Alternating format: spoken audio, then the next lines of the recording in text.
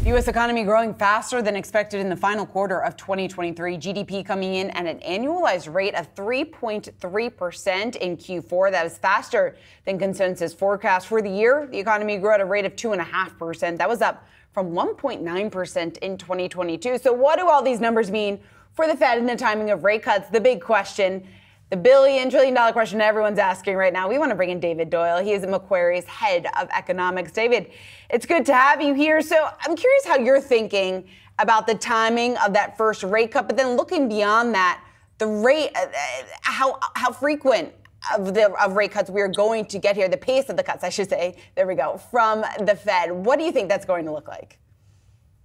Yeah, so I think a lot of it will come down to the labor market and some of the reports that we have upcoming. In particular, the employment report for January will include significant revisions going back. So we'll get more of a sense or a better sense of what the underlying pace of jobs growth is there. There's also the potential for new population adjustments to impact the unemployment rate. I think those will go a long ways towards shaping the Federal Reserve's thinking. I have a hard time seeing them going in March, which I know some other folks are out there suggesting will be the case. I suspect it could be one or two meetings following that you would start to see them lowering the policy rate. And I suspect if the growth holds up like today's GDP report suggests, that pace of easing would be gradual. Now, if the unemployment rate is rising more significantly, then you could see something more aggressive. And so, David, when we think about what the Fed would have to see in terms of the data that continues to pour through in advance of their next meeting, what most notably is actually going to move the dial towards that first cut? Yeah, so I think first and foremost, they are focused on inflation and core inflation, core PCE inflation. So that data out in today's report suggested a 2% quarter-on-quarter annualized pace.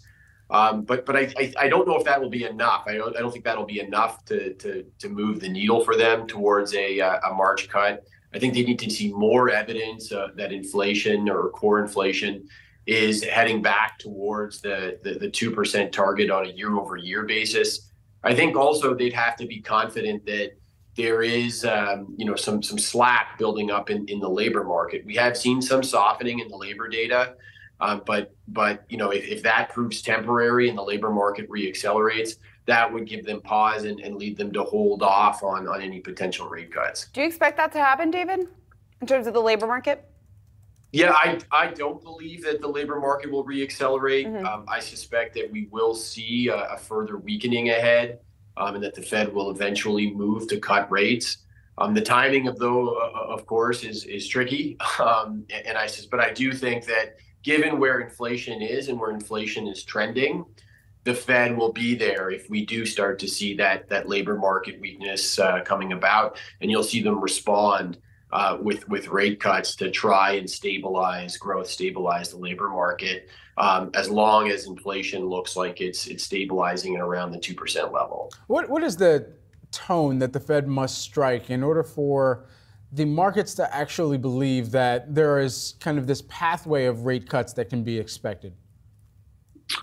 I honestly, I think it's, folks will be familiar with the message, but I honestly think they just have to reinforce the fact that they're data dependent and they'll respond to the data, and that they have a dual mandate of price stability and maximum employment, and they'll do what they can to ensure the fulfillment of that dual mandate. It looks like, we're making progress or they've made significant progress on the price stability component. And that is fantastic news, because what it means is that if you start to see any softening on the employment side, that they will now have the flexibility to cut rates as needed. And that removes significant downside risks from the economic backdrop. David, there's not much expected really to come out of the next Fed meeting. I'm curious, though, just about a week out, what are you going to be listening for? What will you be looking for in terms of updating any of your forecasts, or really the timing component of this, going back to where we started the combo?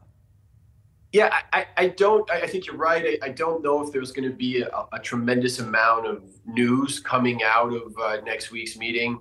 What will I be looking for? I think in Chair Powell's press conference, he'll likely be asked several questions, I would anticipate, surrounding the timing of potential rate cuts, or what the economic conditions are that would result in them starting to cut rates.